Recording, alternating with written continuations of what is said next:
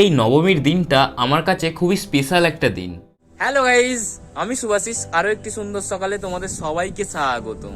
আজ আমার 100 ডেজ চ্যালেঞ্জের 42 নম্বর দিন। আজ নবমী, তাই প্রথমেই চলে এসেছি জেঠুর দোকানে মাংস নিতে। মাংস নিয়ে বাড়ি এসে দেখি মা এদিকে রান্না করতে আরম্ভ করে দিয়েছে, তাই আমিও মাংসটা ধুয়ে মায়ের একটু হেল্প করে দিলাম। কফি খাওয়াটা আমার রোজকার অভ্যাস, তাই আগে 1 কাপ কফি খেয়ে নিলাম। আজ নবমী, তাই মুড়ি দিয়েই মাংস খাওয়া আরম্ভ হয়ে গেল। আর এদিকে আকাশে ঘন কালো মেঘ করে চলে এসেছে বৃষ্টি। তারপর স্নান করে বসে গেলাম নবমীর স্পেশাল খাসির মাংস আর ভাত খেতে। খাওয়া দাওয়া করে সন্ধ্যায় রেডি হলাম। আর আজকে আমি এই ড্রেসটা পরেছি। গত 3 বছর ধরে মা আর বাপিকে নিয়ে এই নবমীর দিনটায় আমি ঘুরতে বেরোই, তাই এই নবমীর দিনটায় আমি আর অন্য কোনো প্ল্যান রাখি না। যারা আমাদের জন্য নিজেদের শখ ইচ্ছা সবকিছু ত্যাগ করে দেয়, তাদের জন্য এটা করা খুবই সামান্য। তারপর ঠাকুর দেখতে দেখতে আবারও চলে এলো বৃষ্টি।